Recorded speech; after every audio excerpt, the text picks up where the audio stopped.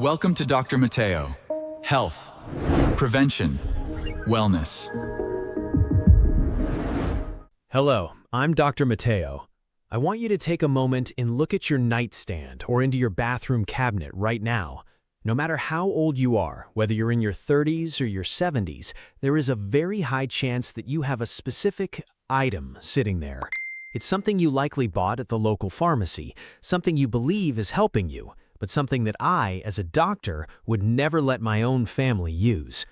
We've been told for years that the bedroom should be a sanctuary for healing, but for many people, it has quietly become a biological danger zone. Tonight, I'm going to reveal the #1 most dangerous item you need to remove from your bedroom immediately.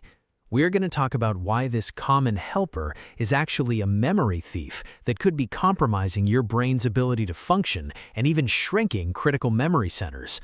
But I'm not just going to tell you what to throw away. I'm going to give you a clear, science-backed nighttime routine that will protect your heart from the midnight panic, keep your blood from turning into sticky syrup, and ensure you wake up with the kind of energy that lets you take on the day. 1. The innocent memory thief on your nightstand. The very first thing you need to remove tonight is any medication containing diphenhydramine. You likely know it as Benadryl or as the PM component in many over-the-counter sleep aids and pain relievers. I see this every day. People tell me, "Dr. Mateo, I just take one little pink pill to help me fall asleep. It's over the counter, so it's safe, right?" My heart sinks every time I hear this. Here is the reality. Inside your brain, that pill is actively disrupting your hippocampus, the specific region responsible for forming and storing new memories. These drugs belong to a family called anticholinergics. They work by blocking a chemical messenger called acetylcholine. Think of acetylcholine like a security guard for your brain. He keeps you alert, helps you learn, and manages your memories. When you take an anticholinergic, you aren't just helping him rest, you are essentially knocking him out. The research is staggering. Regular use of these drugs has been linked to a 54% higher risk of developing dementia. This isn't just a concern for the elderly. Chronic use at any age sets up a pattern of chemical sedation that your brain was never meant to handle. Taking that safe sleep aid is like whispering to your immune system to shut down while screaming at your brain to forget. The solution? If you need help sleeping, don't reach for the pink pill. Instead, look into magnesium glycinate about 30 to 60 minutes before bed. Magnesium is the relaxer your body is actually starving for. It tells your nervous system it's safe to slow down and enter rest and repair mode without the chemical fog that steals your clarity. Second, the temperature trap. Why your heart hates heat. The second thing you need to remove tonight isn't an object, but a setting on your thermostat.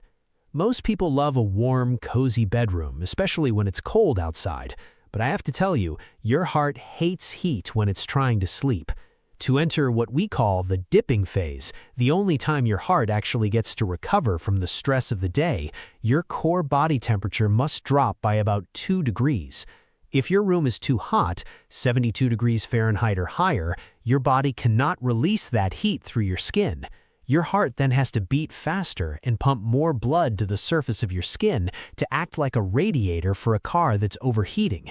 You are essentially putting your heart on a treadmill for 8 hours while you think you're resting. The solution? The Goldilocks zone for human biology is between 65 and 70 degrees Fahrenheit. This allows your vessels to relax and your heart rate to reach its lowest, healthiest point. If you're worried about being cold, put on warm socks. Keeping your feet warm actually helps the rest of your body stay cool, allowing your heart to rest properly. The third, thick blood midnight crisis. There's a habit many of us have, stopping all liquids early in the evening to avoid waking up for the bathroom. I understand that broken sleep is frustrating, but listen to what happens inside your arteries when you go to bed dehydrated. Your blood is mostly water. When you are dry, your blood volume drops, but the solids, the cholesterol, platelets, and waste products stay the same. Your blood becomes thick, sticky, and slow, like cold maple syrup. As you sleep, you lose water vapor every time you breathe out, By 3 or 4 a.m., your blood is at its absolute thickest. This is the golden hour for blood clots because the blood is moving so slowly that platelets start to clump together like wet sand. This is exactly why the highest number of strokes and heart attacks happen right before dawn. The solution? We use the WTR protocol. You don't need to gulp a gallon of water, but you do need a small 4-ounce glass of room temperature water with a few drops of minerals about an hour before bed. Minerals like magnesium act as the keys that unlock your cell doors so that water actually goes inside the cells rather than just sitting in your bladder. 4. The slow rise strategy. Finally, how you leave your bedroom is just as important as how you enter it. I want to warn you about the morning jolt. When you've been lying flat for hours, your blood is pooled in your torso. If you jump out of bed the moment your eyes open, your heart has to suddenly scream into action, beating violently to fight gravity and get blood to your brain. This sudden spike is when many cardiovascular events occur. The solution? Practice the slow rise. When you wake up, sit on the edge of the bed for 1 or 2 full minutes. Move your ankles in circles, stretch your arms, take a few deep breaths, and let the plumbing of your body adjust to being upright. Give your heart a chance to wake up with you. The strategy tonight. Remove the anticholinergics, toss the Benadryl or PM pills, switch to magnesium glycinate. Reset the thermostat, set it between 65 and 70 degrees Fahrenheit. Wear socks if you're cold. The evening sip. Drink 4 ounces of mineral-rich, room-temperature water 1 hour before bed to keep your blood flowing smoothly. The slow rise.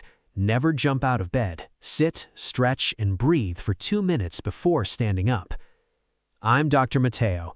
Your body is a miraculous machine, but it needs clear signals to repair itself.